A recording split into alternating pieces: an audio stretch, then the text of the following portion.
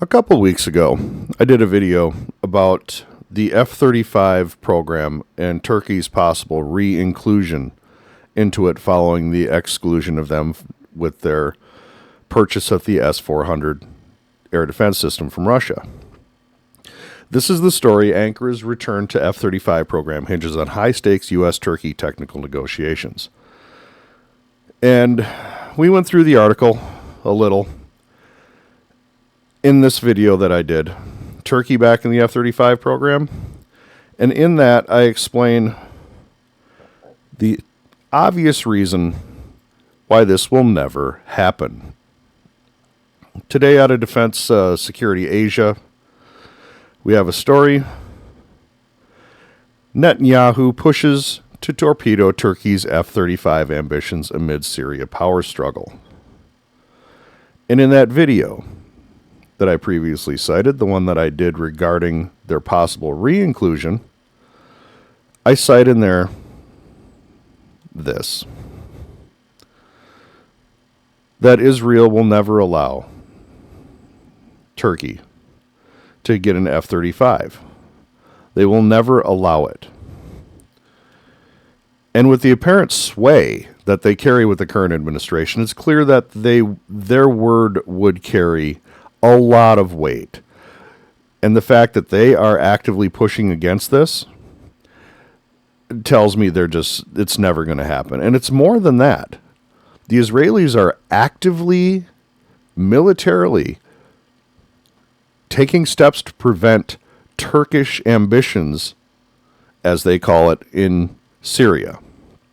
Now, I use quotations because it appears the IDF also has ambitions in Syria. And we'll kind of go through that just a little bit here. In this article that I cited in that previous video, Israel-Turkey tensions mounting over air bases in Syria. The souring relationship between Turkey and Israel could have been much worse as Ankara eyes taking control of bases in Syria. And as you can see here, this air base is called, I believe it's F4. This is the F4 air base. The significance of this is because the Israelis launched airstrikes against this empty airbase. Nobody was there, but they knew the Turks had ambitions to take that airbase. I'm sorry, it's T4, not F4. I just brought up the video for it. And I want to show you this. This is from Twitter. The IDF struck the T4 and Palermo airfields in central Syria twice this week. Rather than targeting the Syrian regime, this operation seeks to deny Turkey use of these strategic regional assets. And in this video, which of course I'll put in the description, it shows the results of Israeli airstrikes. You can barely see it here, of course, but circle, circle, circle, circle. All these hardened aircraft shelters here, all these hardened aircraft shelters here.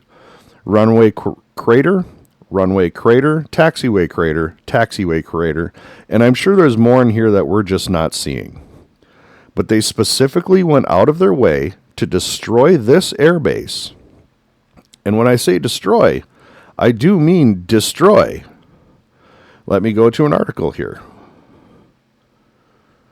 It's this one. Pardon me, folks. I just got to make sure that I'm up to date on this stuff. Okay, these strikes serve as a firm message that Israel will not tolerate the growing Turkish presence, said one regional intelligence officer, citing satellite imagery of the aftermath. The Syrian official, aligned with Turkish interests, confirmed to Reuters that the T4 facility had become completely unusable in the wake of Israeli strikes. That this base, in the wake of Israeli airstrikes, had become completely unusable. The Turkish Foreign Ministry responded sharply, labeling Israel as the greatest threat to regional security. And in this article, going back, no, I'm sorry, it's in this article right here, from the war zone. If I can scroll down and this thing will allow me to do something. Thank you, stupid frickin' machine.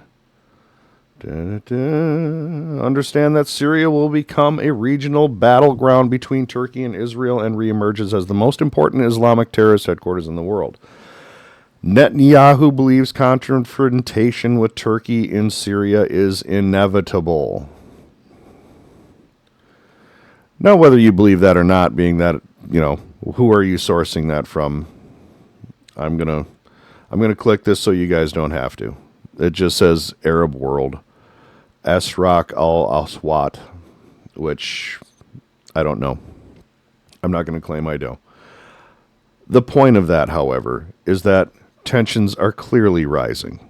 Tensions are clearly rising. And this has been going on for a long, long time. Because besides going for that T4 base, there's a number of active air bases throughout Syria that Turkey and Israel are competing for right now. Turkey has taken essentially the entire northern part of Syria, as where the Israelis have taken pretty much the entire south of Syria. Their forces are within 20 miles of Damascus. And this isn't me saying that. Israel military organizes tourist tours of newly occupied Syrian territory. Twice daily hiking trips for civilians in Golan buffer zone recently seized by Israel sold out immediately.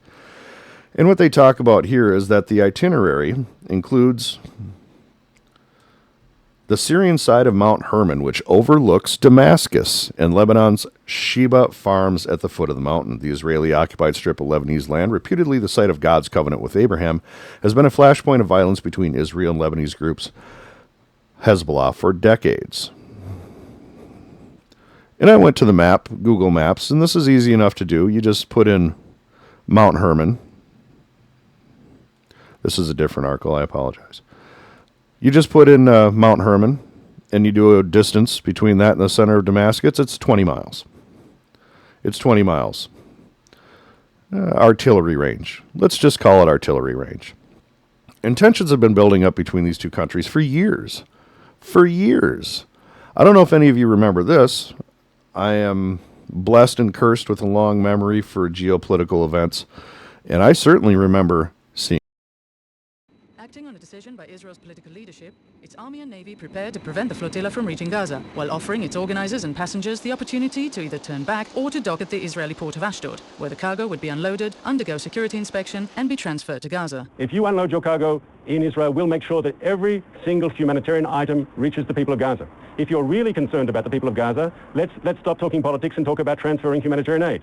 Unfortunately, it appears that that's not what you're interested in. You're interested in a cheap political stunt, and that's not going to help anyone, least of all the people of Gaza.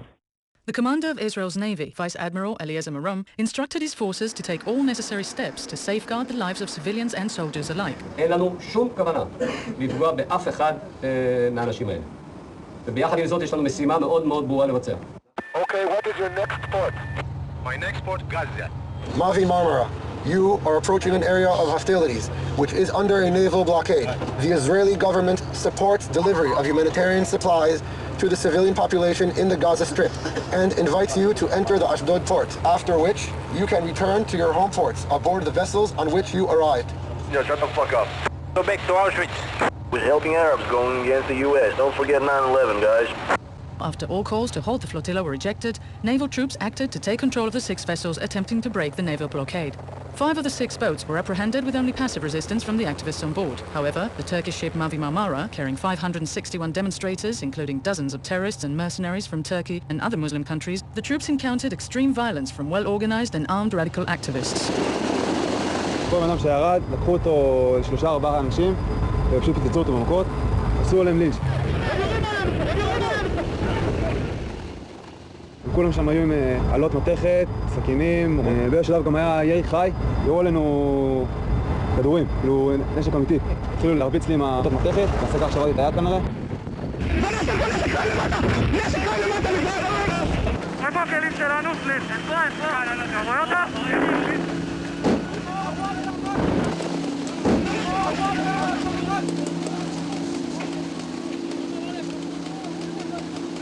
The soldiers were attacked with knives, clubs and other cold weapons that had been prepared in advance, as well as with gunfire from weapons that were wrested from them.